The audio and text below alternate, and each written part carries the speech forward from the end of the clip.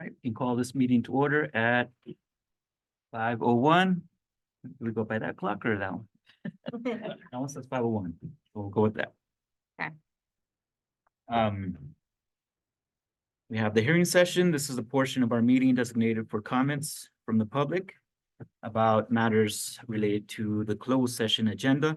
Comments are limited to 3 minutes, maximum of 20 minutes allocated for a particular item or topic. To address the governing board, members of the public must have submitted a completed speaker card to the clerk of the board before the closed session portion of the meeting began. Do we have any speakers? No. Not? Okay, thank you. And so we can adjourn into closed session. The board will adjourn into closed session at 5:02. What's really funny is all three clocks have different times. I think I should follow my computer. On that during closed session. Yeah, I mean, it's like 5:04, 5:01 maybe, and 5:03. I think that's a good idea by your computer. Okay. Okay. Hi, how are you?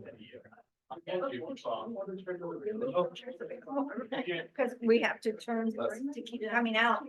Right. Right, we're gonna have to keep it now, it's a flag and then the kids.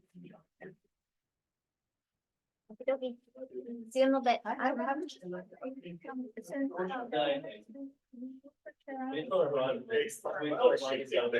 Right, she said she's not feeling well. Oh, no, I didn't know that. Yes, we can do that. Thank you.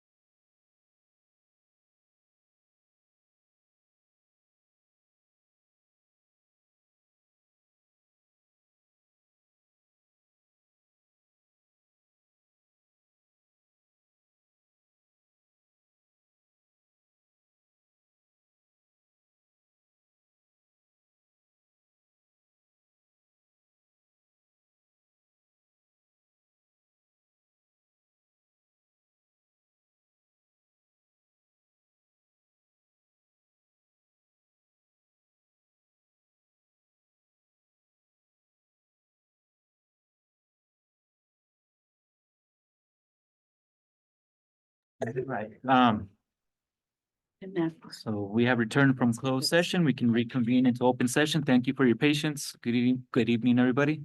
Thank you for your presence today. And so the board has returned from closed session and will reconvene into open session at 6:16. There was no action taken in closed session, so we can move on to the flag salute and our student presentation.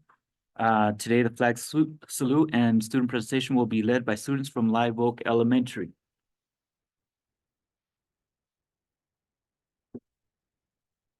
Good evening, board members, district leaders, and community members. My name is James Curtis. I'm a fourth grader at Live Oak Elementary, and I am pleased to represent my school this evening as a student leader. This evening, Carla and I will share information collected from students from across the district about what students like to read and how students like to interact with the libraries in the Fallbrook Union Elementary School District. Hello, I am Carla Wico. I am a sixth grade student leader at Live Oak Elementary, and I am proud to participate in the board meeting this evening and represent students at my school and across the district.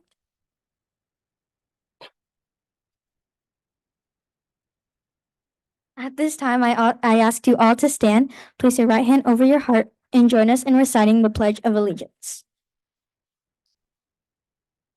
Ready, begin. I pledge allegiance to the flag of the United States of America and to the republic for which it stands, one nation, under God, indivisible, with liberty and justice for all. Thank you. You may be seated. I have attended Live Oak Elementary for the past 6 years. Since I was 6 years old, my teachers have encouraged me to read at school, and my parents have encouraged me at home. Personally, I enjoy reading the Stargirl series written by Jerry Spinelli. I have friends who enjoy reading the Diary of the Wimpy Kid series and Percy Jackson. James, what are you reading right now? Currently, I'm reading The Goblet of Fire. The characters in this book are Harry Potter, his two best friends, and Voldemort. The theme of this book is interesting to me because it is so action-filled. In class, my fourth grade teacher tracks our reading through Accelerated Reader and Epic. My goal for AR is 18 points this trimester. As a student leader, Carla and I and the other infused students across the district facilitated a student survey about reading, and tonight we would like to share some of the data collected on what students in Fallbrook like to read. As you know, there are 8 schools infused. Our fellow infused members received survey responses from a total of 135 students throughout the district. The first question asked, do you currently have a book of your choosing at your desk that you can read during the school day? A large majority of the students who have answered the survey had said yes. In fact, 83.7% of students surveyed have books on their desk. Actually, on my desk today, I have the book Restart. When asked what students liked about visiting their school's library, students made many positive comments. For example, I like that it's common we get to unwind. Our school librarian is nice and thoughtful. The librarian lets me charge my Chromebook. There are many good books and we get to check them out. And my favorite is kind of chill. The final question on the survey asked students to share an idea to help other students read more often. It was great. Students shared lots of great ideas, and right here we have listed the top 10. These suggestions were shared with school librarians, and I have them to share with you tonight as well. My favorite suggestions were number 3, read different types of books, and if you like the book, look into that author for other suggestions. Number 5, ask your librarian for books you might like based on your interests, and number 9, start a book club. As you can see, students infused like to read and love their school libraries. Thank you for listening to the voices of students, and I hope you enjoyed the following video highlighting Dr. Martin Luther King, honoring his contributions to our country and in recognition of the recent holiday. And now the student video.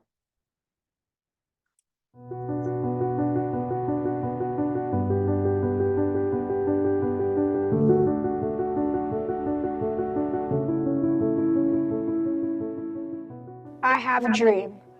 I have a dream. I have a dream. I have a dream. I have a dream that one day this nation will rise up. And live out the true meaning of its creed. We hold these truths to be self-evident.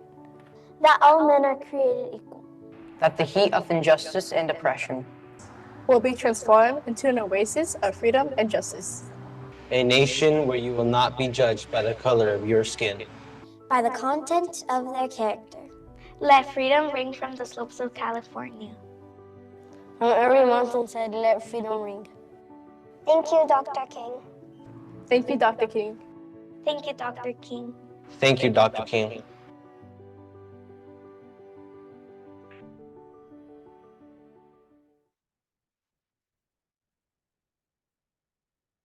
Oh, wow, that was a beautiful video, just being able to hear the words of Dr. King spoken through our students, really powerful. Thank you so much for sharing with us the library survey. It's really, it's so I'm so thankful that we have student leaders who are reaching out to each other, who are surveying each other, and how we can support each other in becoming better readers. So thank you for what you do every day at your school and also here at the district. I want to give you a little award, if you could come on up. Thank you. Here's to Carla. Congratulations. Here's to James. Congratulations. Let's take a little photo if we could. Stand this way. Now we'll look over here. Great. Let's give them a big round of applause. I always have so much hope for our future when I see students like this speaking and being strong leaders in our schools. I want to share with you a little gift to bring back to your school. We have a set of books about Martin Luther King and the contribution that he made that's going to every school library. And this is from our school board to all of our schools. So there you go, if you can bring that back to our students.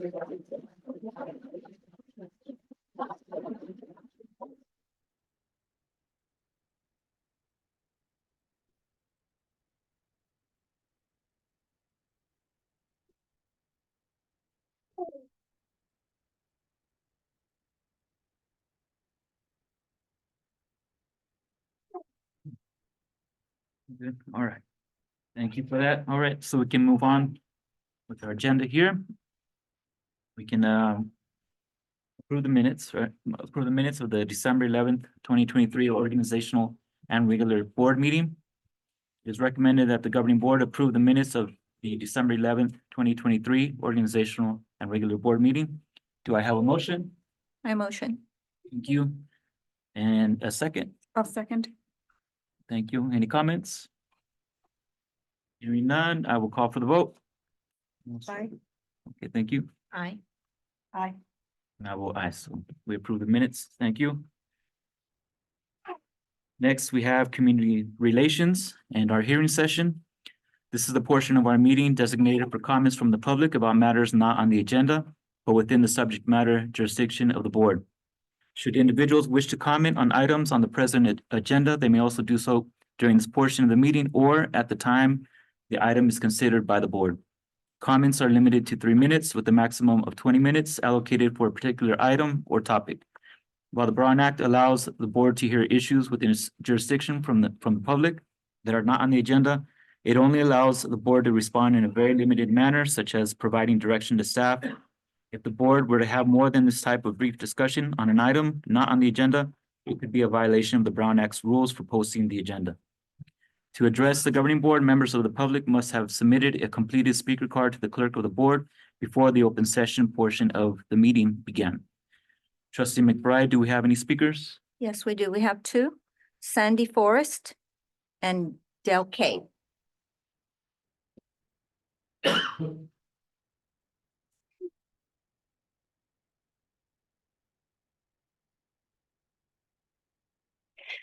Before I start, I just have to tell you, I'm one of the few people in this room who heard Dr. King speak live that day. And the speech was in our literature book, and we always made sure to read. It was just so important. Anyway, I'm here. Oh boy, I'm here for a public service announcement. So listen up. You're in my class. I recognize your pretty face. And my standard homework assignment was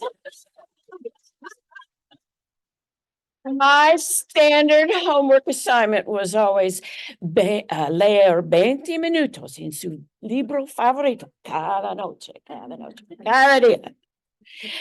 Okay, so And translate that to English for the English speaking people. well, my standard homework assignment was always, you have to read 20 minutes every day in your book, read to your brothers and sisters, sin música, sin televisión, y no music, sin palabras, music with no words. But it's just so critical. Anyway, it's so exciting what you're encouraging. So what I have to talk about is reading is so important, but our district has always had a very close relationship with the arts community. And our own Dr. Fish has a husband who's a professional artist and been involved with Moonlight Theater and all kinds of productions. I'm actually reading a book, The Rescue, by our very own Jeff Parker here in town. It's just fabulous. We just have so much talent in our community. And one of the things that is still a surprise to a lot of people is the Fallbrook Music Society. I remember going back when they had them at Potter. So anyway, I want to be sure to mention that the concerts these days are free.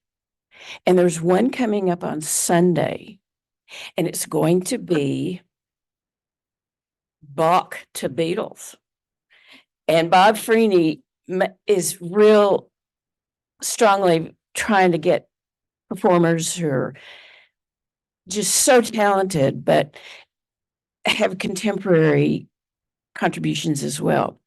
So there's one this Sunday at 2:00 at the Mission Theater. And I have a little card. I'll leave them on the back table. But it's just so important that kids have music and, listening to music on your phone or whatever. I mean, there's just nothing like a live performance. I mean, even seeing a sports event in person is far different than seeing it on TV. I mean, the programs are always wonderful. And, I started going, I thought, well, I don't know what's going to be. I never heard of these people, but they're great. But anyway, so here's the deal. I'm hoping that the district will put the upcoming concerts on the website. It's free. It's a nonprofit. Okay. And the concerts are free. Okay. So Sunday is football. So here's your game plan. You stock up on frozen pizza beforehand, go to the concert at 2:00, then you can go home, have your dinner, and watch the games with no commercials. Okay? So it's just super duper. And did I mention that it's free?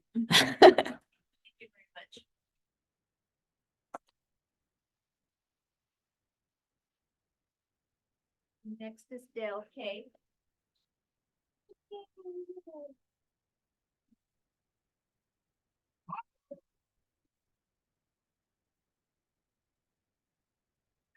All right, thank you. Yeah, my name is Dale Kay, and I'd like to make a simple proposal.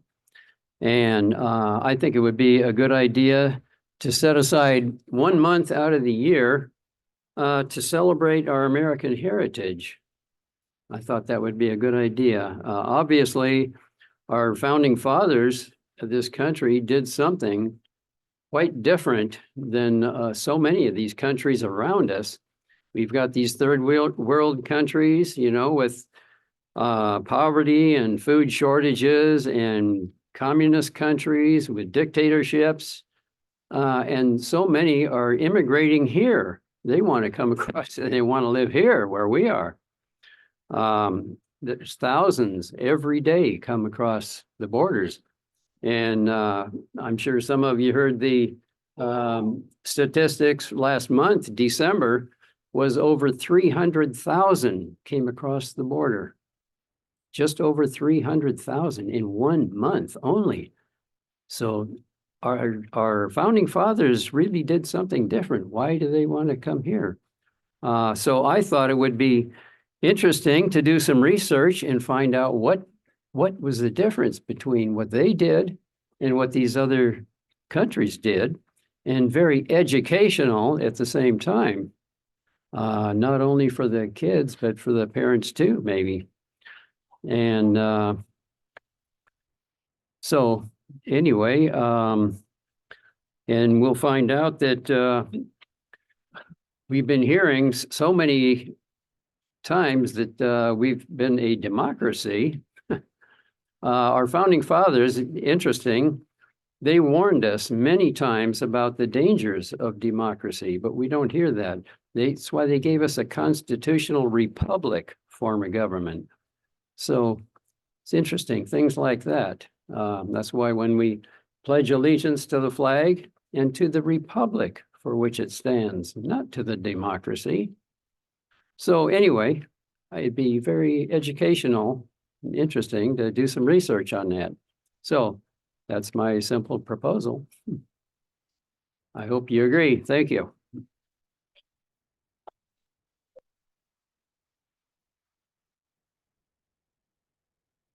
That is it. Thank you.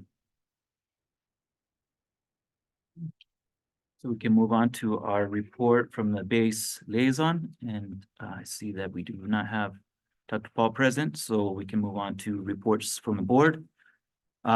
Trustee Fish. Trustee McBride. Well, I only have one to report. I went to the Kitchenista class, and is it the ELO? Yes. And they're doing a fantastic event, and this is an example of what they're doing with the kids. One of the things I learned on the first day is that this much of your finger, this top part, would be about 1 teaspoon, and a whole finger would be about 1 tablespoon. And then how measuring, you can measure your hand, the width of your hand for the amount of food that you would eat. Those were the first things I learned. And so I thought those are really cool things for the kids to be learning too, besides the fact of recipes, healthy recipes. So that's what I have to report. Thank you very much. I had the opportunity to go to our winter camp at La Paloma. And we had kids from K through 8, 150 student leaders were all there. I can't think of a time that I went onto a school campus where every room I walked into, there was such joy on the face of these students. They were having the best time. There was art, there was music, there was dramatic reading, there was a little bit of math, a little bit of science. It was all tucked into fun activities. And soccer, they had girls soccer, guys soccer, co-ed soccer. I mean, the kids were, they kept saying to their teachers, can we do this again? When can we do this again? And the good news is we do it again during the spring. So I just wanted to acknowledge our ELO director, Lily Perez, and also the site leader at La Paloma, one of our teachers, Dale Leonard, who coordinated the whole winter camp and did an outstanding job. And thank you to Dr. Using for taking me there. So, winter camp, put it on your calendar next year. Thank you. I did not have a chance to visit our schools except just for the typical drop off and pickup for my kids. Actually, this last week, the students were asked to come early to Mayales because they had a surprise. And I believe it was high school students that were greeting them. So that was pretty nice. We were all anxious about the surprise, what was happening. So yeah, that was pretty cool. I had a chance to attend the All People celebration that was held on the holiday this Monday. That was organized by Alliance San Diego down in Balboa Park. And it featured some keynote speakers and different folks who are still working to maintain the spirit of Dr. King. So it was a great event. It was a good reminder to start the year in this way. As we know, our schools, our education is a great equalizer, and much of what much of our policies and what we implement are meant to achieve that dream and those goals. So really helped a good way to start the year. So I was glad to be part of that. Besides that, I want to mention that the CSA 81, which is our committee for local parks and rec, as you might have seen, there's a new park being developed on Fallbrook Street. If you drive by before, now just up on the hill there, you see construction has already began. It's supposed to be completed in about a year and a half. But right now, actually this past Tuesday, we had a chance to talk about interpretive signage So that would include, the focus would be on some of the history in Fallbrook, from Native American history to Spanish, Mexican history to current day. What was, where the park rests, which was a nursery. So it's interesting process to be part of. Bottom line, we're at Gary New Park and it's in the works and it should be exciting. Finally, I want to mention that registration for softball, Fallbrook Girls Softball is still open. I'm pretty sure baseball also was still taking new applicants or returning players. So just, putting that plug in, there's still time to get your children involved in some sports. And that'll be it for me. Hand it off to you. Thank you. I think I've shared before, but my absolute favorite place to be is in our classrooms. And so I've had the pleasure since we came back from school to be in lots of our classrooms. When I go, Dr. Husing and I go together and we get to spend about 15 minutes in each classroom. And we see just a little window into what the students are doing on a daily basis. And I love it so much. We brought it here tonight for you. So we're going to give you a quick opportunity to see into the work that our students do related to the science of reading. I know a lot of you may have been hearing about what is the science of reading, how are we implementing this in Fallbrook and the newest research around how to teach our children how to read proficiently. And so we wanted for you to and the community to see a little bit about what that looks like. So you get to see what I see every day. I've also had the opportunity, we've been working on a community schools grant. And so I just had an opportunity today to meet with school teams. And so every school is writing an application for this wonderful grant, and the teams were together. We had counselors, social workers, intervention, reading teachers with their principals and assistant principals finalizing these plans. So they're due on February 9th, and we feel like we're very competitive. We feel like we've got a good grant put together, and it has the possibility of bringing approximately $12 million to our district over the course of 5 years to allow us to continue to do the great things that we do to support the whole child, which is supporting them not only academically and reading and math, but also in social emotional health and well-being. And one of the reasons that this grant is so important is that I'm sure you've also heard across the state that all the districts across the state the funding that we received during COVID are coming to a close. And so the dollars that we received specifically to support us with COVID are ending this year. And so in order to continue the awesome programs that we have, we're looking outside and anywhere that we can to bring dollars into our district because we've got great programs in place and we want them to continue. So we promise to keep the board and the community up to date on the progress of that grant. I do want to thank the community and the staff for filling out the survey. That first week back at school, I had a video for you and I said, I'm already giving you an assignment, and it's the first day back. And we had over 700 parents respond to the survey, in addition to staff, to share what the priorities are of the district. We asked them to prioritize different different resources that we have in the district and the impact that they had on their children. And so we got some great survey results, and I will bring those back to you. When we finalize the grant, we need to post the grant on the website and make it public. And so at that time, we'll also share with the board and with the community the results that parents asked for related to the survey. So that's it for my update today. Thank you very much. And we can move on to our presentation.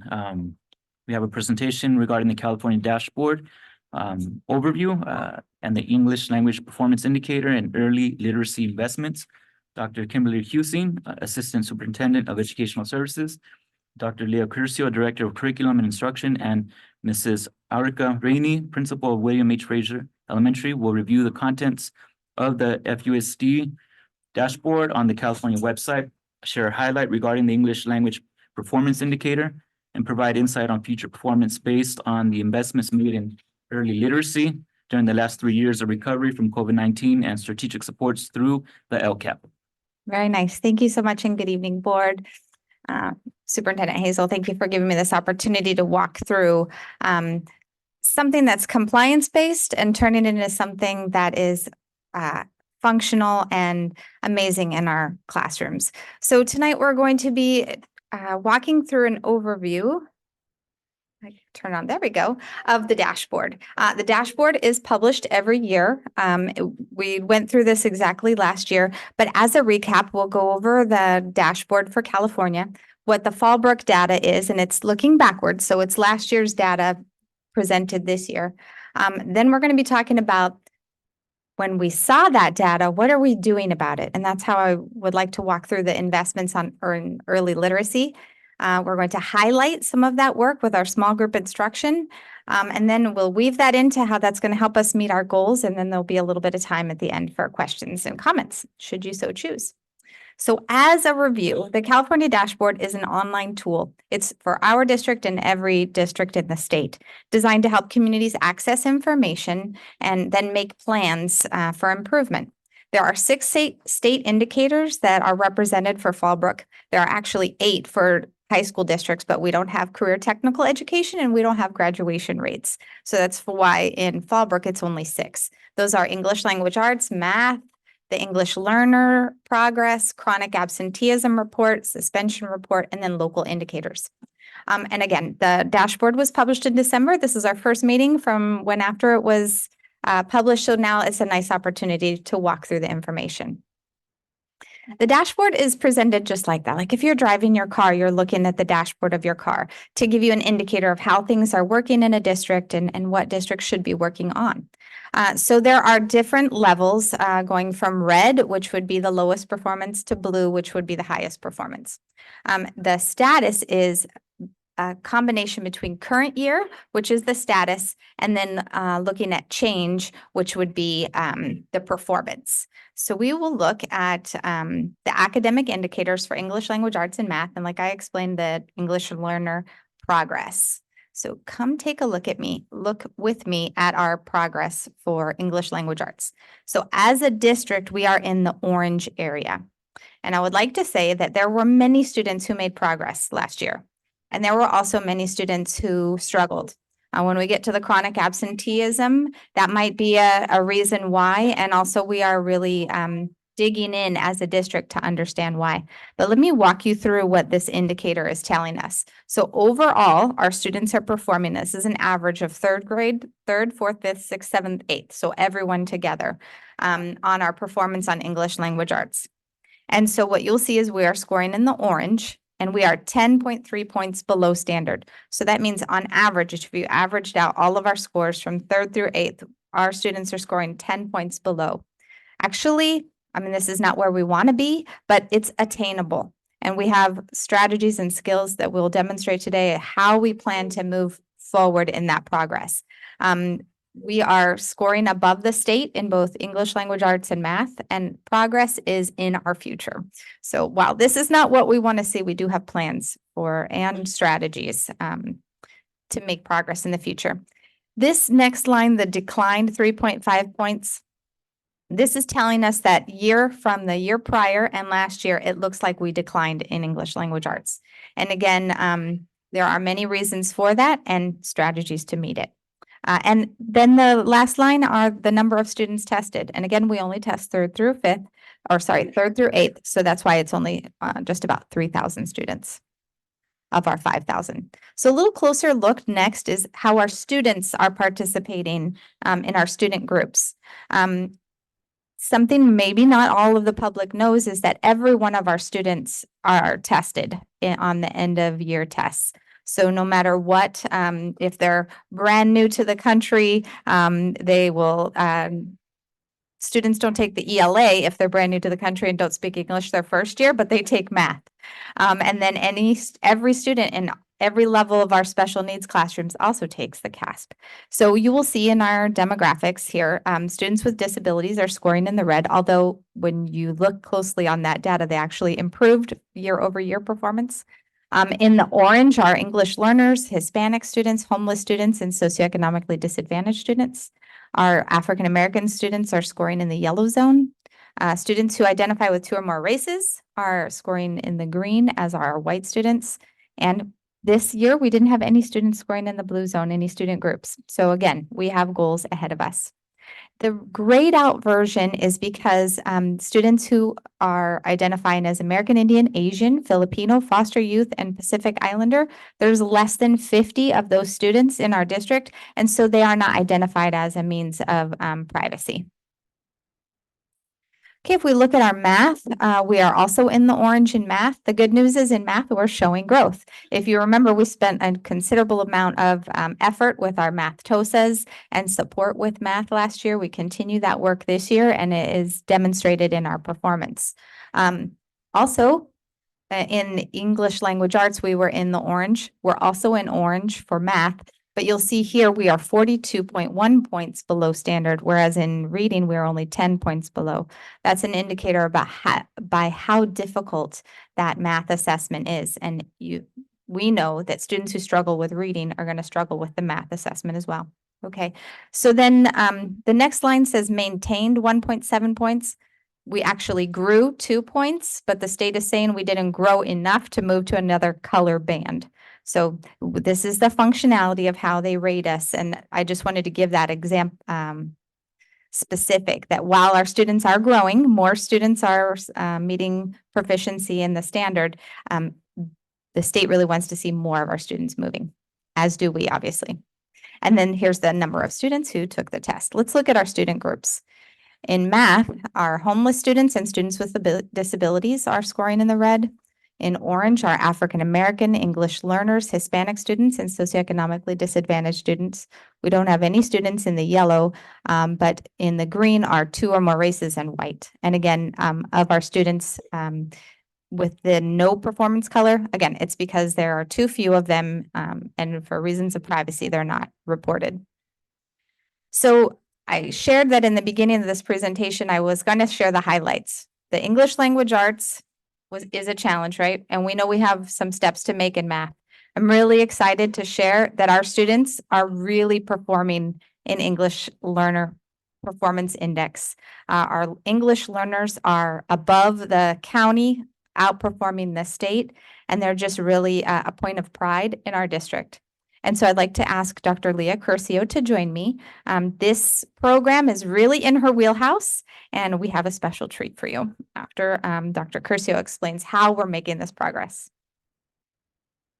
So thank you. What I do want to say is that our district in Fallbrook, we have 1,200 students approximately that are English learners. And when you consider our English learners, they come to us at different times with varying language proficiency, varying abilities from academics, but also their knowledge of English. We work very hard with our teachers and our bilingual liaisons to identify their English language levels when they come into school within the first 30 days. But once we do that, every year we're measuring their progress and growth. So when you look at the green, we're in green because 55.6% of our students moved up. They're moving every year a level. Also, to get to that 8.5, to get to that green, we have to maintain the number of students that are scoring a 4, which are showing us that they are ready to be considered fluent, but they count. So this year, we reclassified 182 students as of today. And that's very exciting because that means we had 5% more kids from last year to this year that scored 4s, which then increased because it's not just a score on a test. Reclassification is a teacher evaluation. It's how they're doing in their basic skills. So on the ELA cast. So it is a point of pride. And how we do that is our teachers and our professionals that work with our students. We provide daily language development, designated time specifically to learn English, but also integrated through our content instruction. We use comprehensive language strategies, and many of you are Be Glad trained or GLAD trained, or you've seen that you're sending us to learn and train in that, and it is paying off for us. And our teachers deliver instruction beautifully with skill and dedication. The other thing that we have done is not just for our English learners, but it highlights their growth, is a focus on oracy. That ability to speak clearly with academic language and to have academic conversations, because when we can talk about it, we can teach. It's showing higher levels of learning. And so I'm going to introduce Miss Rainey, because the best way to describe this journey is she's going to introduce a student that I actually had as a preschooler when I ran the preschool. So I'm very excited, but Principal Rainey from Fraser, this is truly the pride of the journey right here. Thank you. All right, well, good evening. Thank you for having us here tonight. And like Dr. Curcio said, what a pleasure it is to introduce Wendy, our fifth grade student from Fraser. This is very special for me and close to my heart because I have also known Wendy since she's been in kindergarten. And so I have got to see her grow up and evolve into this wonderful young lady right here. And I just couldn't be so much more proud of her. And I know on the next slide, there's a few fun facts about Wendy and her family. And Mrs. Schneider and I have both learned quite a bit about Wendy and her story. And as you can see, she is a perfect example. We had at our school site 31 of our English learners that reclassified. And so we are here tonight to kind of show her off, right? She worked hard and there's just a few fun facts there about Wendy, and her family's here to celebrate with her. And so she has a speech to share with you, and she's worked really hard on that. And then we're gonna do some other things and reward her with her certificate and make her feel special because she is very special. All right, Wendy.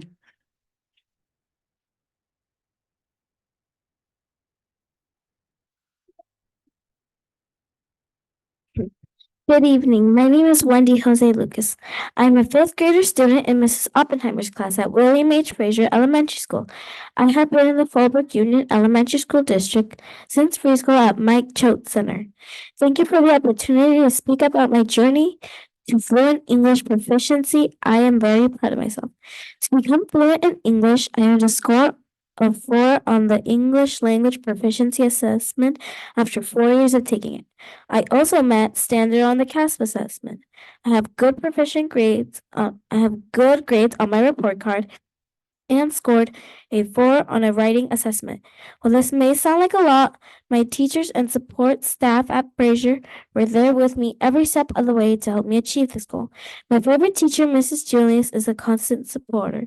She always believes in me and encourages me to never give up. While I am excited to be a student that is fluent in English, I am also proud to be fluent in Spanish and a dialect from my parents' country. My story is very similar to many other students in Fallbrook.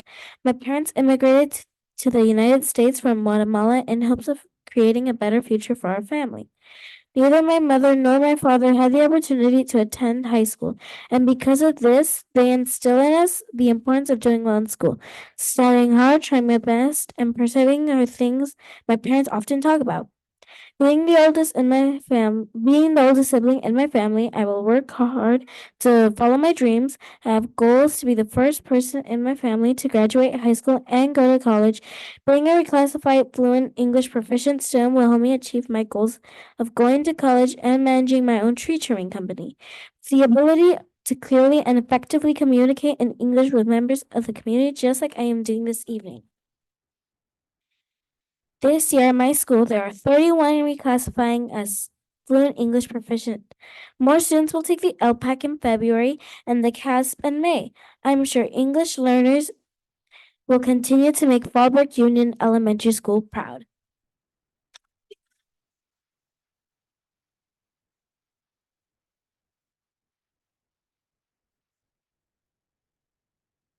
So we would like to take the time and this special moment to give Wendy her certificate, her award for outstanding achievement in English proficiency. And so Wendy, come on up here.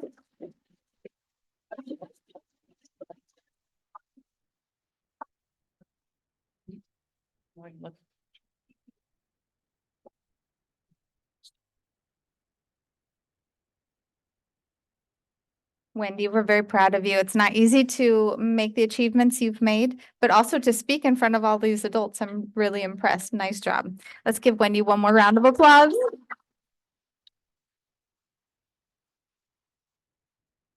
All right, and if you need to get home and get rest, then you're welcome to take your leave now. We really appreciate you. Thank you, Mom and Dad. You have to be so proud of this little girl. Que tan orgullosos que deben de ser por el trabajo y el apoyo que les den.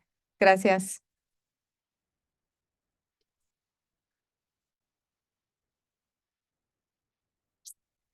Back to the business of the dashboard. Also on the dashboard are the local indicators. And you will remember we presented and you approved the local indicators back in May with the presentation of the LCAP.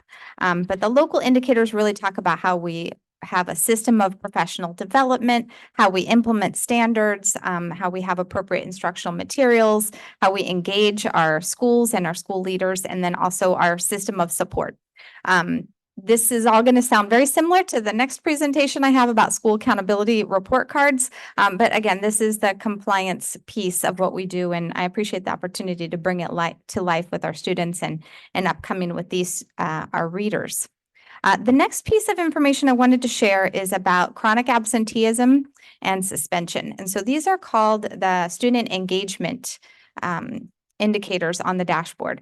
And when you are looking at the chronic absenteeism and suspension, what you want to see is a decline, right? An incline in scores and a decline in chronic absenteeism and suspension.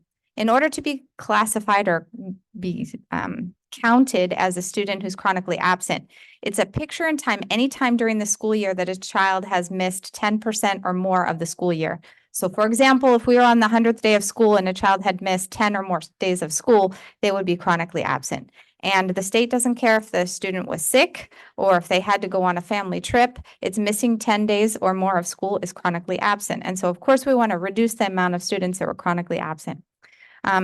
Last year, our percentage was, I think, well, it's there, 27%. And what I wanted to share is the year before last was upwards of 35% of our students had missed 10 or more days of school. And that's the bottom of being qualified as chronically absent. We did have students who missed many more days. And so when we're thinking about how we go after improving test scores, we're looking at the whole system. We want to make sure our students are in school and able to learn as much as we want to make sure that the materials are appropriate, as much as we want to make sure that the instruction is on point. So it's really looking at the whole picture. So good news is we have strategies in place to help students not be absent. We have tier 1 interventions, and that's with the classroom teacher to make positive classroom environments like you were explaining at the camps. Those are really positive environments at camp, but they're positive in our regular days as well. That's called tier 1. That happens for every child every day.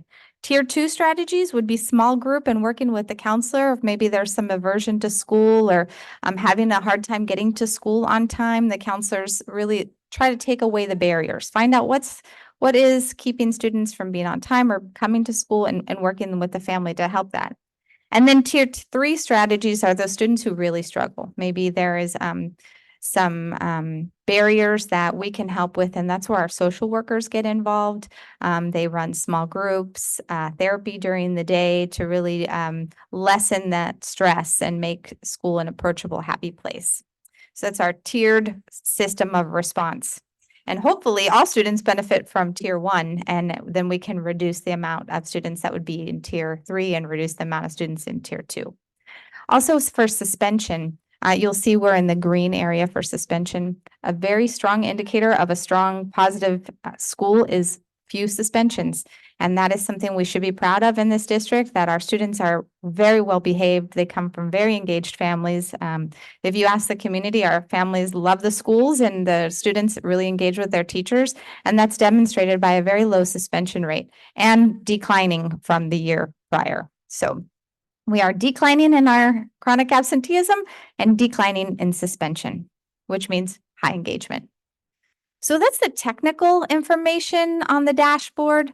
And now the opportunity is to say, okay, what does that mean? What are we going to do about this? And so we have our theme for this year, charting the course for greatness. And so this is an opportunity. Our first graders are going to come and join us now. They've been so good to wait for us almost an hour. And they were all here early. Thank you, parents. But if you would like to visit the dashboard online, I've put the website here. And I mentioned, come on in, guys. Hi, Pearl. Lead the way. So we are highlighting Fraser today. We had our student who's reclassified. We talked about the reclassification data, and we have 2 first grade teachers joining us today from Fraser, and of course, Principal Rainey and Assistant Principal Schinner. But really, this work is an example of what's happening across the district. Last month, when we talked about Live Oak and the students making goals, that was also an example of good things that are happening across the district. So today we're going to highlight the deep investments that we've made in early literacy. And so we intend for these benefits that we have instilled in grades TKK 1-2 across the district to yield really strong benefits in the future that will then be shown in the dashboard. So today we're showing you what you don't see in the dashboard because remember, the dashboard is only 3rd through 8th. So 3 years ago, teachers were on committees to select a new curriculum. We call that the GVC, Guaranteed Viable Curriculum, and new ELA curriculum was purchased. Our teachers selected benchmark for kinder through 5th grade. And so the materials in front of us today are some of those benchmark materials. We invested the last 2 years deeply in the science of reading training with the Orton Gillingham training. And this is amazing. 171 of our teachers took a 40-hour, was it 40 or 30 hours? Training during their time off. During the summer or during breaks, or sometimes teachers took it virtually, and so they did it after school hours. So that's a deep investment in that training. And so you will see in your vowel cards, and you'll be asked to participate. So get ready here. And then this year, we're following up with the last investment in this plan. All in the LCAP, all part of our plan with LCAP money and also emergency recovery money, is the purchase of the classroom trade book libraries. And so the books that are coming and they're through benchmark, it's in addition to the adoption, will be a library in each of the classrooms. Of course, more books that the students have is the more reading that they will be able to accomplish. One of the largest investments has been the literacy coaches and now they're instructional coaches at the school sites. So here we have all of our amazing literacy coaches across the district now serving as instructional coaches and demonstrated by their schools next to them, next to their names. They're a really strong team. They work with Dr. Curcio, they align their strategies, and they talk about how they're working hand in hand with the teachers every day to improve instruction. So all these aspects you will see in this demonstration. So I'm going to hand it over to Mrs. Tomlinson, first grade teacher at Fraser, and Ms. Price, Mrs. Price here, first grade teacher at William H. Fraser. And they are going to walk you through a small group reading instruction lesson. Here are the things that we look at when teachers write their lesson plans. We want to know what their standard is, what's their instructional focus, and what's the phonological strategy. How do we know that the students have learned it? So please join along with us. Good evening. Thank you so much for inviting us to participate with you all tonight. We would love for you to participate. Right now, we are setting up our vowel tents. So board members, you have vowel tents. If you could please set those up in front of you in vowel order A, E, I, O, U, and follow along with our experts at the front table. Today, our lesson is going to show 3 parts of phonemic awareness portion where the students are listening to the sounds that they hear, followed by an encoding portion where they write the sounds. And lastly, they'll have a decoding portion where they are going to be reading words. So what we are going to start out with is a phonological awareness exercise from Orton Gillingham. We also call it OG. That helps students review short vowel sounds. They learned this in kindergarten. In first grade, we review it at the beginning of the year. And then again, we use it in small groups with students that might need a little extra support in that skill area. So now Mrs. Price is going to begin. Are you guys ready? Yeah. So as I tell you a word, I'm going to say repeat, and you are going to repeat the word after me. Then whatever vowel sound we hear, we're going to move our muscle mouth. If we hear ah, we will say ah. If we hear eh, we will say eh. If we hear I, we will say I. If we hear ah, we will say ah. And if we hear we will yo. Okay? All right, are we ready?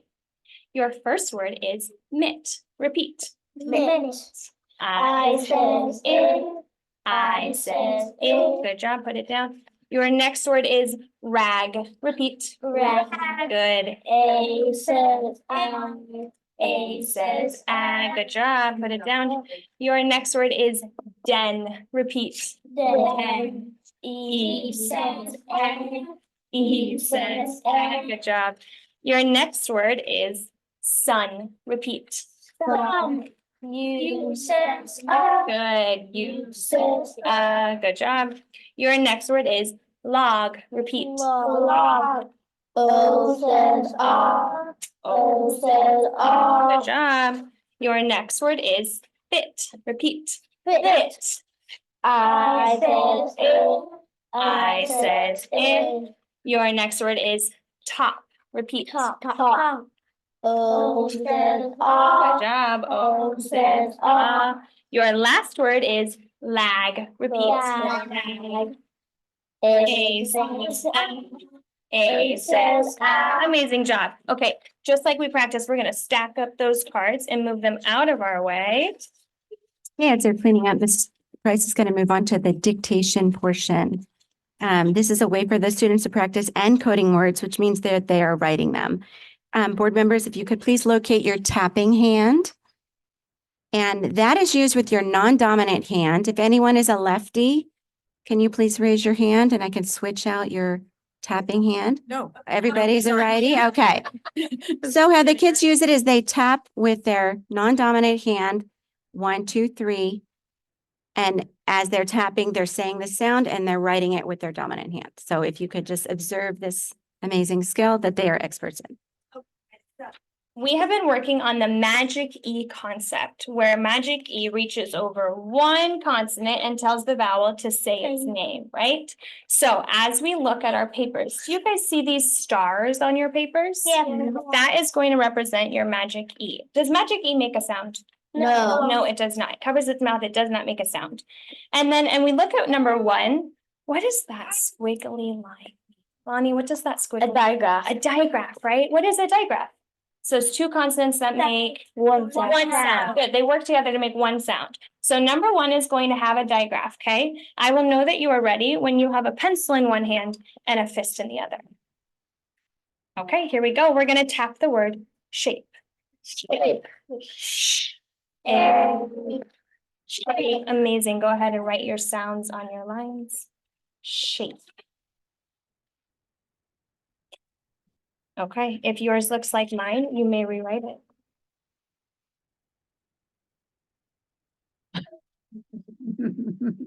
Beautiful job. I will know you're ready for number 2 when you have a pencil in one hand and a fist in the other. So good. Okay. On number 2, we are going to pound the word gave. Good. Good job. Magic C, make a G, dig all the way under that line. There you go. Gave. All right, and then if yours looks like mine, you may rewrite it. Beautiful job. Thank you, Pearl. Okay, if we look at number 3, I see that the first word has 2 lines on the first sound line. River, what does that mean when there's 2 lines there? A blend. A blend, right? And a blend is when 2 consonants make 2 sounds. They don't work together. They're each going to make their own sound, okay? So our first one is going to be a blend. I'll know you're ready when you have a pencil in one hand and a fist in the other. Okay, we're pounding the word flake. Flake. Amazing. So we had an L blend there, right? On our first sound line, F and L together. If yours looks like mine, you may rewrite it.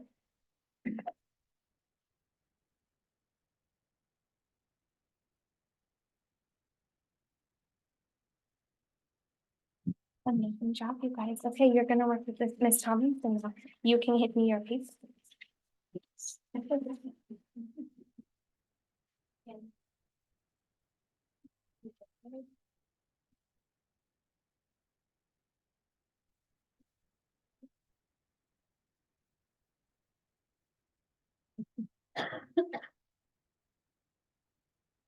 Hi, everyone. Okay, so that was the Orton-Gillingham portion of our lesson. So now Mrs. Tomlinson is going to show you how we make that blend with benchmark. So now you're going to watch her lead a small group guided reading instruction using our benchmark decodables. So this is the decoding part of the lesson, where students are actually learning to decode a specific phonics skill, meaning they're learning to read it.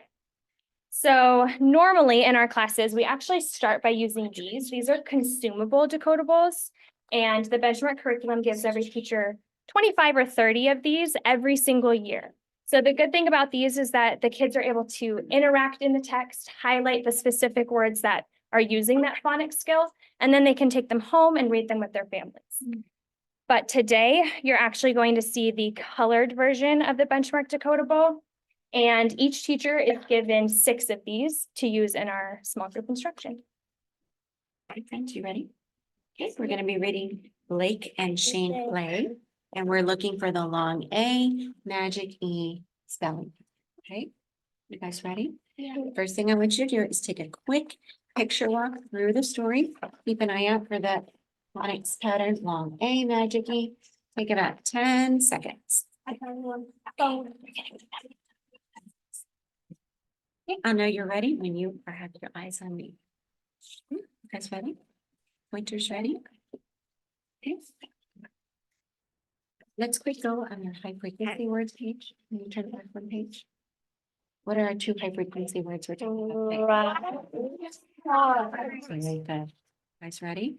Okay, I'm gonna let you read it so everyone can hear your amazing reading voices. Make sure you're singing at a good pace so that everybody stays together. You ready? You're doing great. Okay, here we go. Nice. Ready? Lay.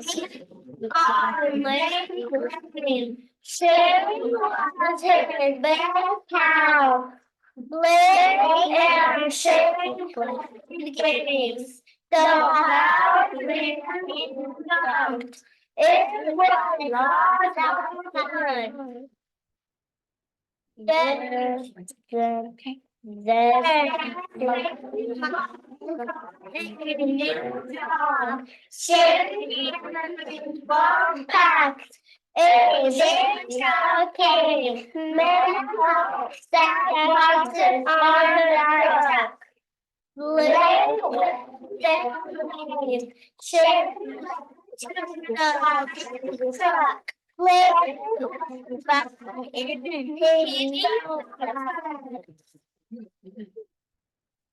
Ready? Okay. Right.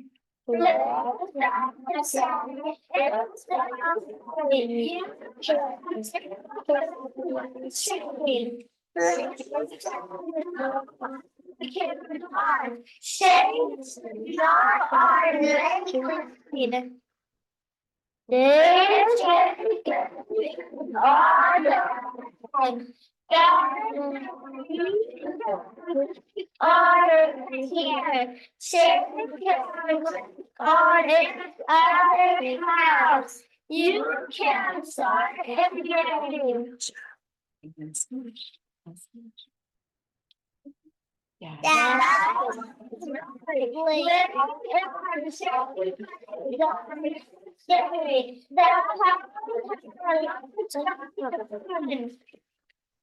Okay, we're gonna take 5 seconds. I want you to go back in the text, find me a word that has the long A magic E word. Thank you for showing me you're ready. Thumbs up. Okay. What's your word? Blake. What's your word? Blake. Another Blake. Shane. No, Blake. Blake, good job. Shane. Shane, what's your word, David? Lane. Lane. I was gonna say them too. You were gonna say Lane too. Okay, great. Good job, you guys. Good job. Okay. Can you guys give them a round of applause?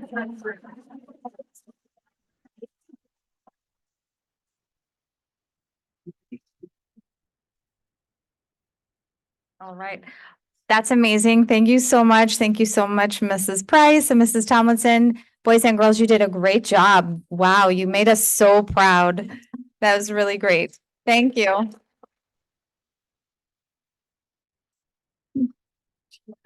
Oh, yeah, don't go anywhere. We're going to take a really quick photo and then we'll finish our presentation with all the board members, or how would you like it? Okay, come on up front. Parents, feel free, you can stand out and get as close as you need to. Pretty amazing kids. All right, let's leave it together. We're gonna all get behind you. Is that okay? Nice to meet you behind you. You better get in there too, Erica. Yeah. Come on, Megan. Come on, Erica. Get in there. Oh, it's okay. Oh, where are the oh, they're in there. They're just small. Look at all the paparazzi. I love it. Have a seat. From the count of three, say read. 1, 2, 3. Read. Ah, great. Good job. Thank you, guys. Okay, parents. Thank you so much. Parents, please feel free if you'd like to move on with your evening. We really appreciate you. And you're very welcome to keep bringing us children. We would take all of them that come to our schools. Thank you so much. So obviously, deep thanks to Principal Rainey for letting us Thank you. have her teachers here tonight. And thank you, Mrs. Price and Mrs. Tomlinson, for representing first grade teachers across the district. Thank you. So again, this type of instruction really integrates all of the strategies that we are putting in place, the investments we're making. And this is what I wanted to make visible of what we can see in the future. That was awesome. fun. I think we should do that like every board meeting. It's just incredible. Yeah. I tell you, I couldn't believe they were first graders. Yeah. Really, you know? They're That was brilliant. amazing for first So grade. brilliant. So I'll hand it over to you, Superintendent Hazel, to close us out. Thank you. Thank you, Dr. Husing. I think it's pretty obvious our children are brilliant and they're so capable. And when we invest in early literacy, we know that that pays off. When we can ensure that our students are at grade level in first grade and that continues through third grade, we know that they are they're poised to be successful in high school and beyond. And so as a board, I know that we are committed to prioritizing reading across our district. We wanted you to see that reading investment in action because we know that orange is not good enough for us. Orange is not good enough. It's not good enough for any of our children. And I think that when we think about the promise of education, it's to ensure that every single child has the skills that they need to be successful in reading and in math. And we know that the data that you saw today shows that we're not meeting the needs of all of our children, and specifically our Hispanic youth, our students with disabilities, our socioeconomically disadvantaged students, our African American youth. But we believe with our investment and our focus in reading that we are going to see gains, and that we want the board to know, we want the community to know that we are committed because we recognize the brilliance in all of our children. And we want to make good on that promise of public education. So I shared with you at our last board meeting our course for greatness. We are on track. The next time that we come together will be, I think we won't be able to bring the data to you until April because the students are taking their test in March. But we'll be sharing with you the progress that we're making. But again, that early investment in our little ones, really when they are solidly reading, they can access the science, they can access the social studies and the math when they have that solid reading foundation. So we've got work to do, and we want to acknowledge that to the community, and but we're all on board and committed to showing improvement. Superintendent Hazel, I remember not too long ago, before you were superintendent, we had a handful of teachers who were trained in Norton Gillingham. And I am so thrilled to hear that we have over 170 trained right now. That is tremendous. So thank you. Great job for having done that. It's a great start. I mean, it really, you can see it in action. So thank you for giving us a chance to do that.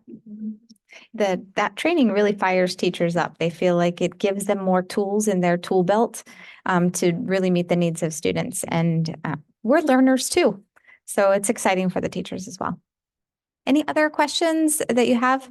As a new school board member, I am so proud to see we're doing this because all the research says if a kid can read by third grade, they will graduate from high school. And we've got to make that happen for every single child. Yes. And I also want to say that I am totally, completely, and full of hope that I didn't have before. And the implementations that have been put in since Superintendent Hazel has come in, Miss Hazel has come in, is just overwhelming. And you from the district have seen it. We've seen the wonderful emails of teachers and principals, also having hope and having just feeling like there's great positive stuff happening. Thank you very much. All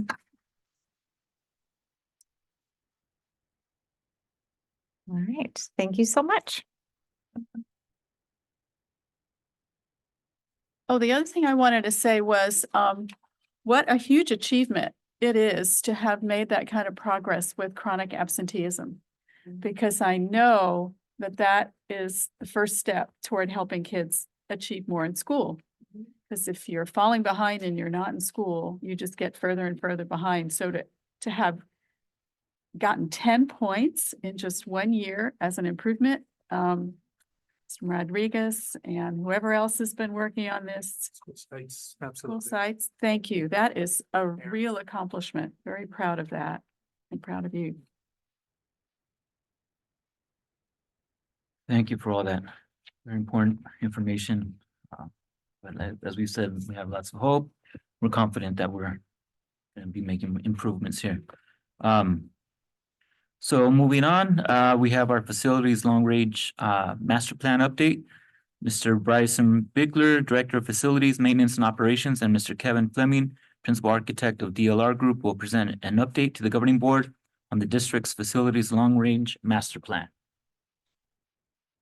As they're coming up, board, I just wanted to share with you that this large project has been ongoing since the board approval in 2022.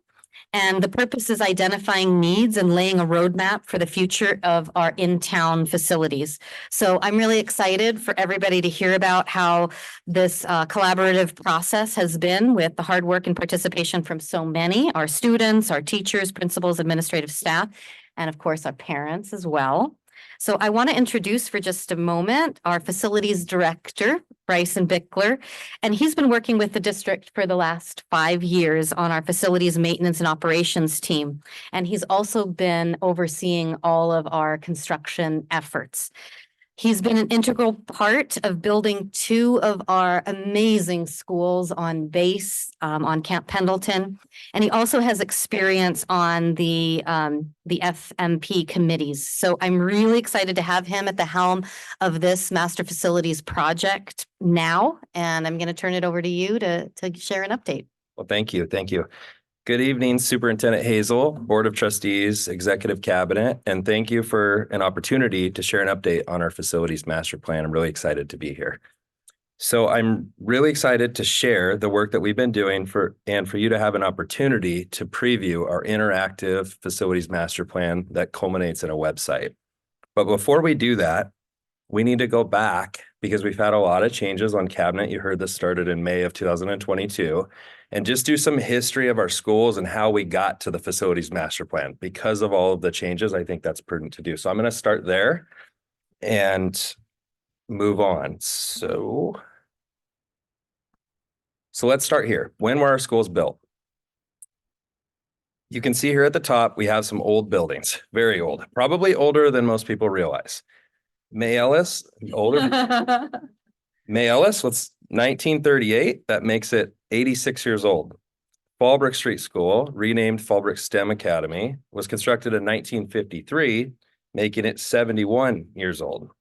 San Onofre and Mary Fay Pendleton, original construction dates are listed there. They've since been rebuilt through a Department of Defense grant that I'll touch on a little bit more later. And then most recently, Mike Choate Center was constructed in 2007, and that was funded through a First 5 grant in San Diego. Next, significant facilities related events. We start in 1886, so way back, with an $800 bond to build a school fitting house, or fitting schoolhouse, I'm sorry. So don't we all wish that $800 can build us a school today? Yeah, magical. 1968, we had a school bond that was approved by voters. Fast forward to 1999, we did a facilities master plan. In 2002, a $32 million bond was approved by voters, and that funded the modernization of, and I'll list them, Potter, Mary Fay, Fallbrook STEM, San Onofre, La Paloma, May Ellis, all funded by that bond for modernization, and that construction took place in 03 and 04. And then most recently, about a decade ago, so we went from 1886 now to 2014, about a decade ago, FUESD applied for, and I'll say lobbied very hard for, a grant that was only available to schools on military installations. And the name of that grant, get ready, it's a mouthful. It is the Public Schools on Military Installations Grant, administered through the Office of Local Defense Community Cooperation. So this is the program that was the catalyst for the beautiful new campuses we have on school today. It was a savings of over $100 million for our school districts in need. Without that, that's going to be funded. It's going to have to somehow be funded by the district. So that, picking up in 2019, we were really in position with the construction of the base schools going on during this time to focus on our needs in town. And that starts with a facilities master plan. We advertised a request for proposals for long-range facilities master planning. A selection committee went through a competitive process where DLR Group was unanimously selected. A contract was set to go to the board in March of 2020, but you may recall something else was brewing in March of 2020, COVID. So schools were closed and the pause button was hit on this whole process for obvious reasons of virtual school and the focus on reopening schools. After the pandemic normalized in May of 2022, we held, and some of you may recall, a 2-hour special board meeting to talk just about the facilities master plan. So at that board meeting, the board officially voted and unanimously approved the master plan to begin. So that's all the history I have. I won't keep going. But now that we've covered that, we'd like to share an update on the progress we've been making since May of 2022 when we started working on this. It's been an honor to help facilitate this process with our core planning group. I'm very proud of the progress that you'll hear about in a minute. And with that, I'm going to show you a brief video that helps kind of explain the master planning process. And then I'll introduce Mr. Kevin Fleming from DLR to tell you about the exciting work we've been doing.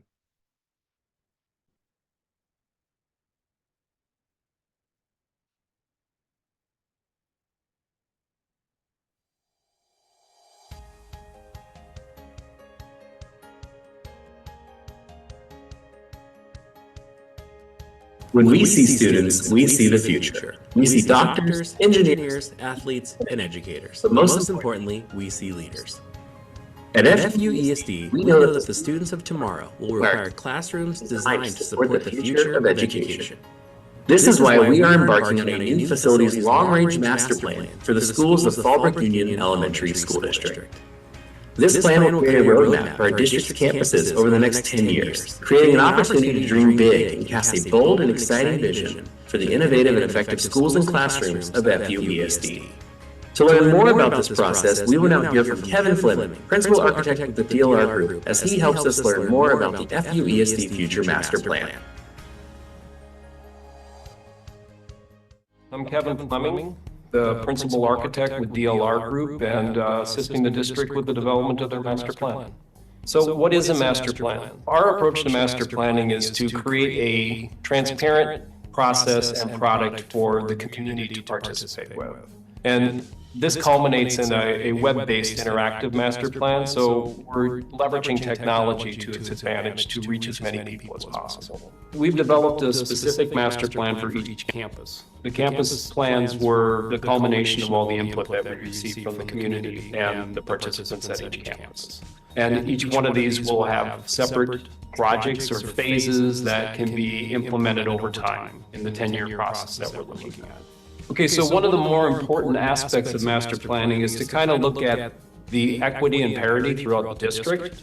So we compile a series of metrics, just data points that the district can refer to when decisions are being made about prioritization. When it's all said and done, we'd like to make sure we understand what the total cost impact of the master plan is.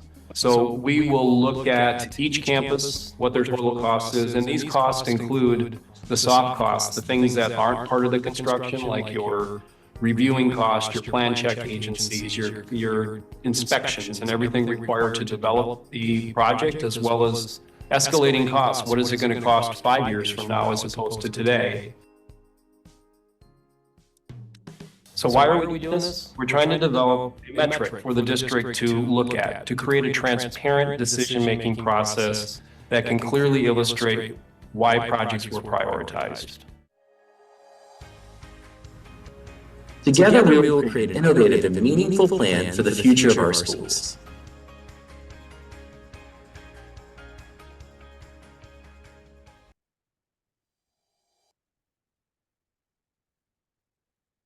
So thank you, Seth and Raul from Communications, for helping us create that video. It was awesome. And now I want to give you an update on the master planning process. So I'm going to turn things over to the star of our video, Mr. Kevin Fleming, who you see sitting behind me. He's the principal architect at DOR Group. Kevin and DOR have developed master plans for countless districts, and I'll name a few. Escondido Unified Elementary District, Pasadena Unified School District, Oceanside Unified School District, Manhattan Beach Unified School District, Palo Verdes Peninsula School District, Culver City Unified School District, and then Coachella Valley Unified School District. And again, this isn't their full list. Kevin and his team at DOR are widely respected for the work they do in planning for school districts. They are experts in this field, and it's been a pleasure to work with Kevin and his team so far. So with that, I'll turn it over to Mr. Fleming. All right. Thank you, Bryson. Good evening, President Favla, Superintendent Hazel, and the members of the board and cabinet. Thanks for inviting me tonight. Because this is a little bit different approach, I got to remember to do my own clicking. Different approach in master planning. I'd like to kind of spend a little time explaining the process that we go through and some of the outreach and how we conducted it, and then getting into a demonstration primarily about how we navigate this website so that when we give you access to it, you know how to go about kind of finding the information that you're there. So our process, we had 6 phases or 6 steps, and I want to reiterate that these steps are not linear.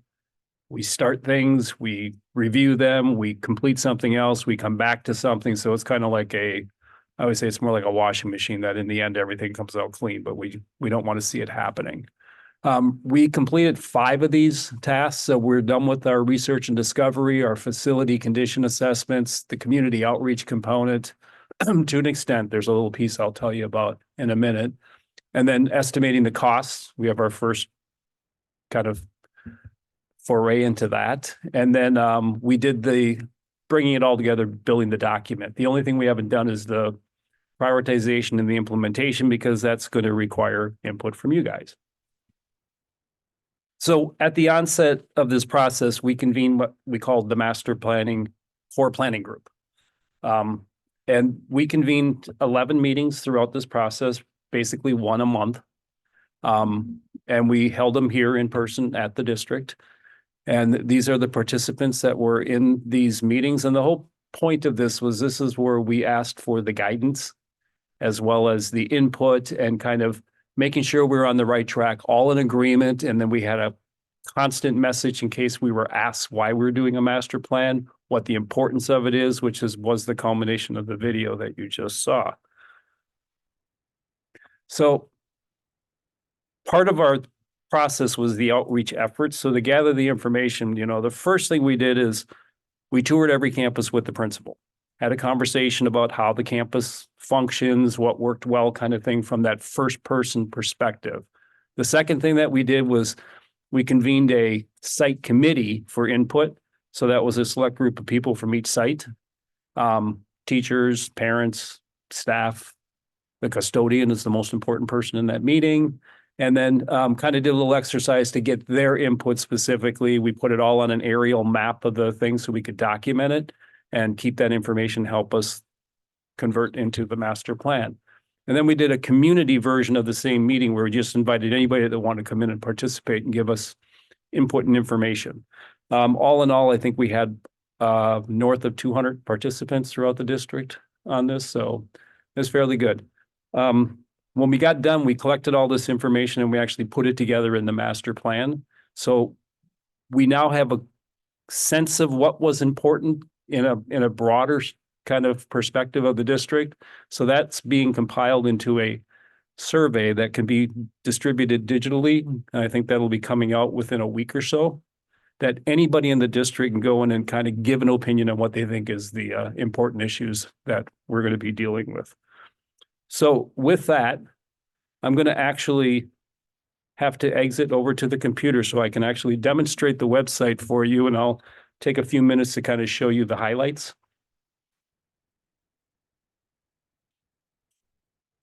I don't need to click.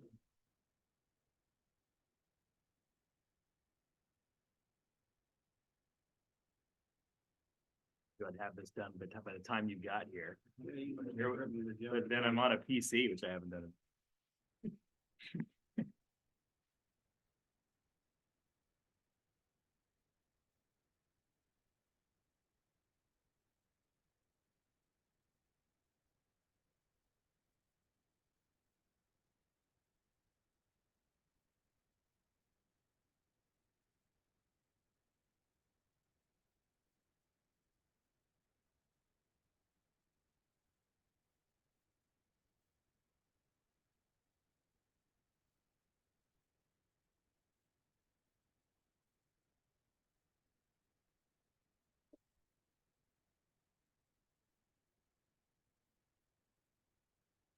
Okay, so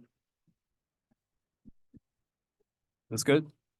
So this is our master plan website, and the first thing you see when you bring it up on your screen.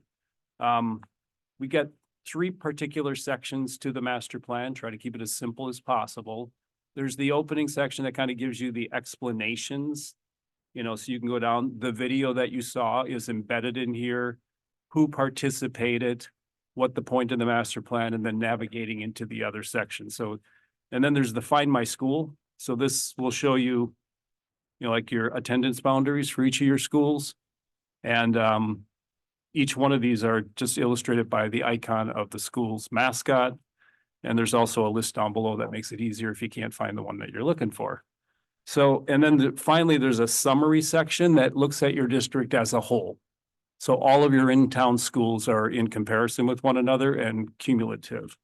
So for the Find My School, I'm going to take you to Walbrook STEM. So this is all powered by Power BI software, and then there's a big table of data. It's huge that we put into this. So the first thing you're going to see when you open up to any specific school website is all the relevant data specific to that school.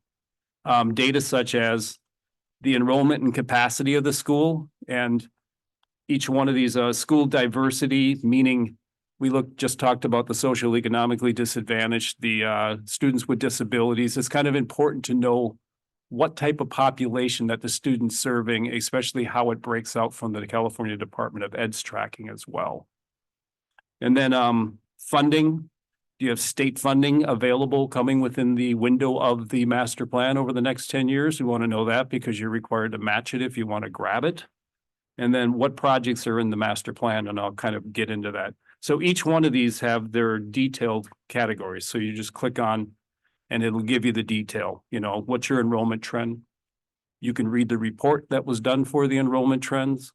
You can read the facility condition reports that were done for the facility conditions. So, if you look at this, this will tell you that this facility condition looking out 5 years, because that's the midpoint of our master plan, what condition are they predicted to be in? And we kind of table this so that you can understand. Point being, you might want to be looking at which facilities are in the most egregious condition as one of the metrics you want to use to prioritize a project. The repair costs, this is kind of out of that, tells you what needs to be done at what times over the next 20 years for repairing and keeping your current campuses in their current configuration. And then ultimately, we developed the master plan based on all this input. And keep in mind, this master plan illustrates a roadmap to a 10-year solution or longer. But so you have something to make decisions on so that you're not stepping or putting a roadblock in the way of the future development to finally get to the master plan. So this also has what we call, and this is kind of what I think Bryson likes the most, a scenario builder. So you can go in and click on any one of these projects. It will bring up the cost, the description, and everything associated with that project. If you want to say, hey, let's make sure we can add to it, do the alt click, and you can add anything you want to it and kind of tell you ultimately what is anything on this thing in combination or anything cost. That also is taking into account your escalation rate. So this is preset for 5 years, which is a midpoint of a 10-year kind of program. But let's say this project wants to go ahead next year and it's going to be 2 years in making. You can reduce that escalation rate accordingly. So this is a good tool to kind of help you arrange how you're going to implement your master plan as well. And then escalation rates, let's say that long awaited recession finally hits and it drops down to 2% a year. You can recalculate the entire cost of the project accordingly. So that's kind of that. And then when you get to the summary section, this is where we put the metrics. We have 6 of them for your district. Every district is a little different. It'll file in shortly here. So the equity analysis, this is looking at how many students of each of the categories previously mentioned attend your district by school. These are all filterable by individual schools, by individual type. Any way you want to look at the data, all you have to do is go up and select the filters up here. I just wanted to look at Fallbrook STEM Academy. It'll just bring up the data for that one school. Next, we have the enrollment. So this kind of takes you a look at where is your enrollment looking to go. Now, keep in mind the state of California and the country as a whole is looking at declining enrollment. That wonderful baby boom generation that I was the caboose on, basically, they're gone.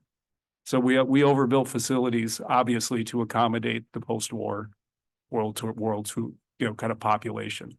So don't be surprised by the fact that in 7 to 10 years, we're looking at a slight decline, not much in Fallbrook, but a slight decline because you do have some development coming in that kind of populates it back in, as well as the transitional kindergarten building that kind of added to the boost.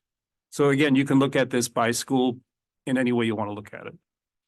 The facility condition, this kind of tells you what the facility, what we call the important number here is the facility condition index score.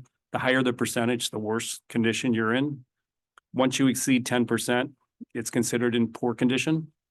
If you exceed 50%, you're probably not occupying the building at that point, but you have nothing greater than 12%. So for the most part, your district has well-maintained facilities, but that doesn't mean they don't need a dusting off. For any of us that had to scrape popcorn ceilings off our house, we know what this is all about.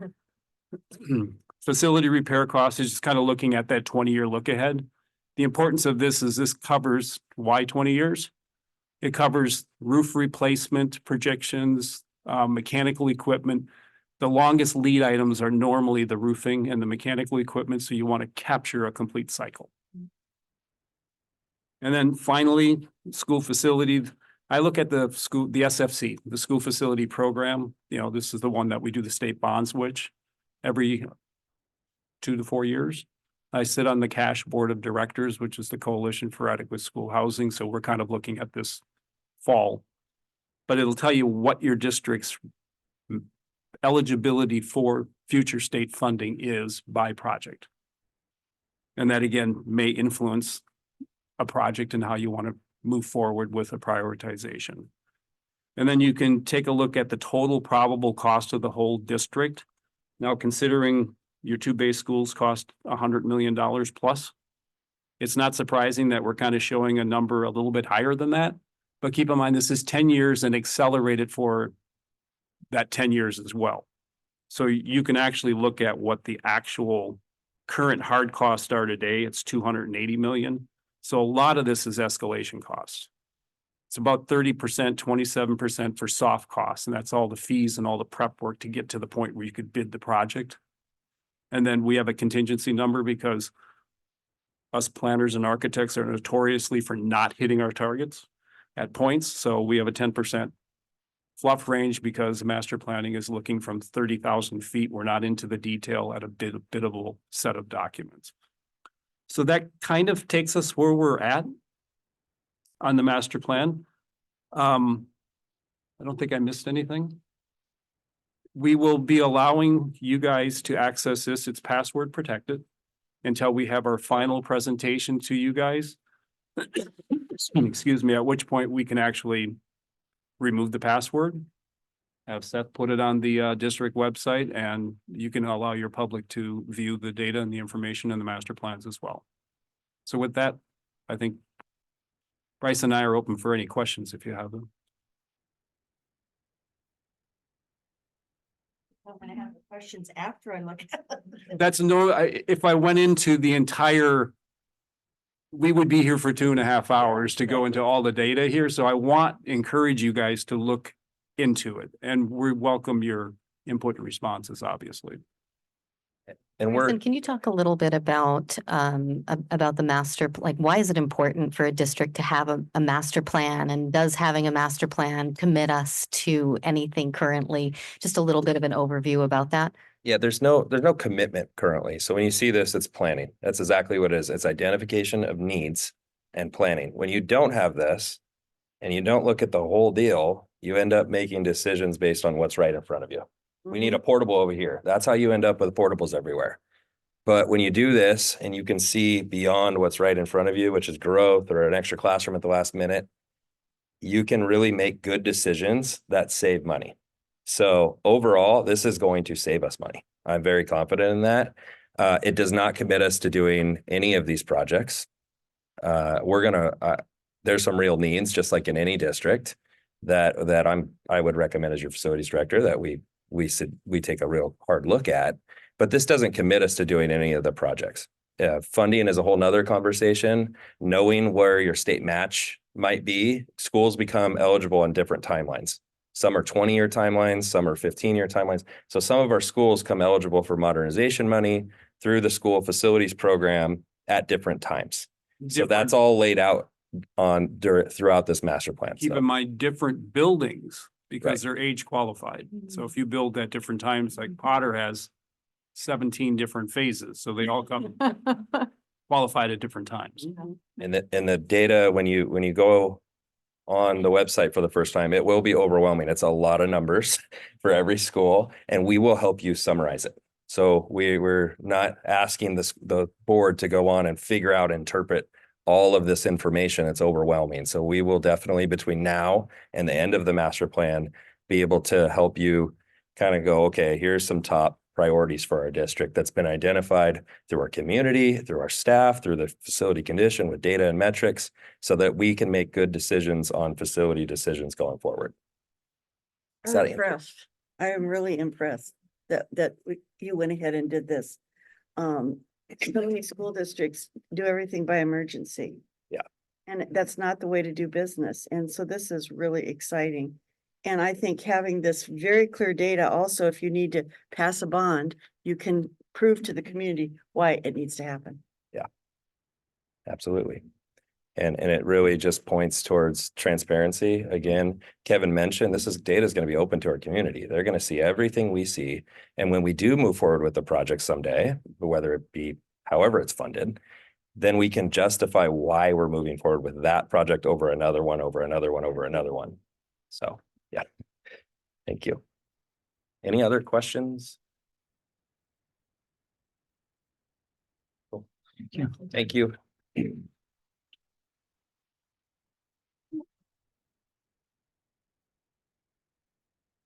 Okay, thank you so much. Let's continue with our agenda. We have business services, an information item for our 2022-2023 audit report. Just a quick summary here. The annual audit for the 2022-2023 fiscal year is presented with the auditor issuing an unmodified opinion. An unmodified opinion is the most desirable opinion because it means the auditor determined that the district complied in all material respects with applicable accounting standards being used as well as applicable regulations. And moving on to human resources, we have an action item. Approval of employment on variable term waiver. It is recommended the governing board approve the employment of Melissa Hoye, excuse me if I mispronounce the name, on a variable term waiver. Do I have a motion? I so move. And thank you. A second. Any comments? Not, we'll call for a vote. Trustee Lundin, Aye. trustee McBride. Aye. Trustee Fish. And I vote aye, so that passes.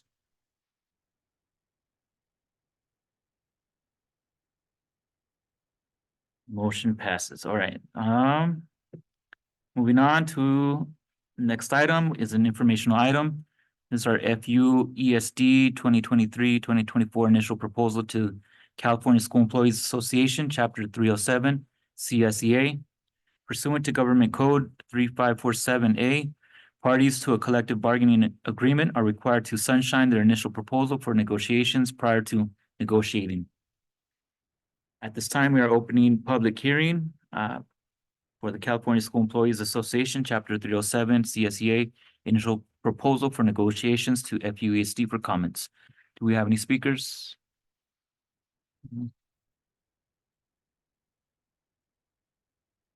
Close the gavel, all right. We don't have any speakers, okay. We're not, I'm closing the public hearing.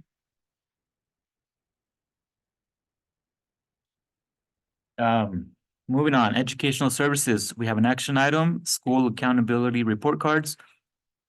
It is recommended the governing board approve the school accountability report cards for the following school sites: Fallbrook STEM Academy, Fallbrook Virtual Academy, La Paloma Elementary School, Live Oak Elementary School, May Ellis Elementary School, Mary Fay Pendleton School, Potter Junior High School, San Onofre School, Santa Margarita Academy, and William H. Frazier School.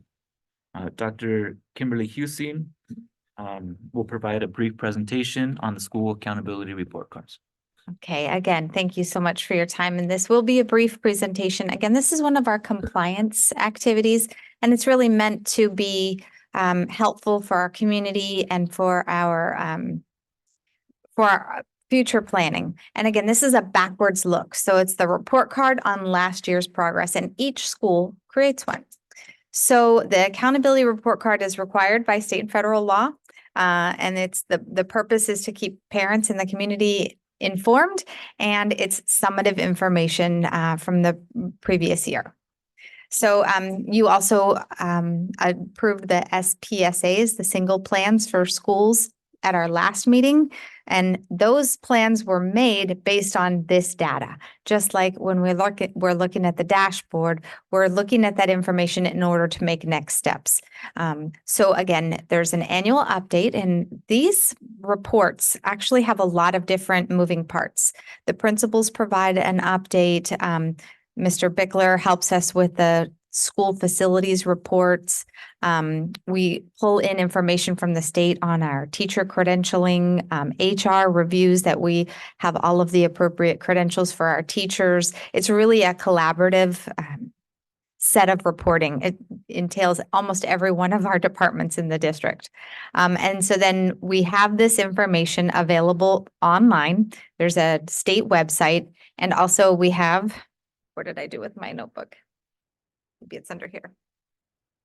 It's missing. I have a whole binder full of all of the SARCs. Oh, there it is. Thank you. And so I have a binder. We keep this up at the district or at the welcome office here when you enter the campus. And also at the school sites, if parents request it, we'll print them. So they're available. And I know that you all receive them in the board prep information as well. So we need to tell our families that this information is available. And then we also make it available when requested. Okay, what is the information even included? It's demographic data, it's our school safety and climate, it's academic data, it's our class sizes, teacher and staff information, curriculum, all of the adoptions are listed, and it's fiscal and expenditure data. The demographic data, you'll recognize this information from our executive summary of the LCAP. And our safety and climate. Interesting, we just talked about the master plan and facilities. You should know that our facilities are actually in very good shape because of our dedicated maintenance team.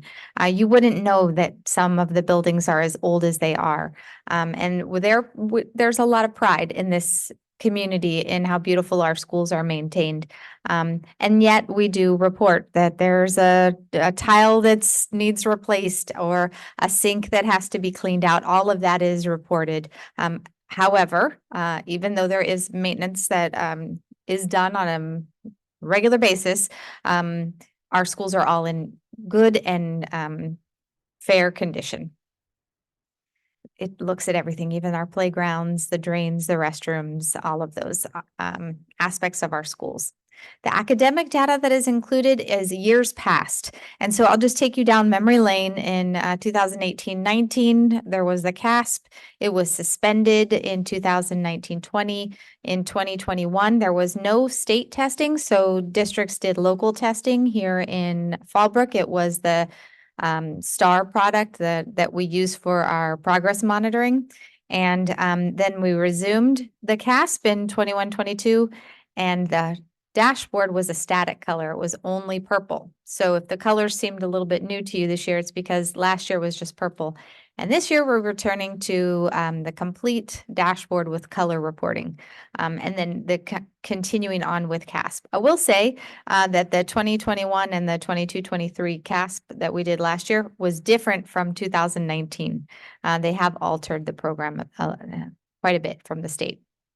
All right. Also included in the SARC is teacher information. This is really important because we should know that even though we're a small community and many of our teachers need to drive in, our teachers are highly trained and have the appropriate credentials.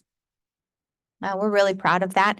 And we also have significant support staff to help our students be successful, including the student support services, including counselors, psychologists, social workers, speech and language specialists. Thank you for supporting this last one. And also special education teachers as necessary.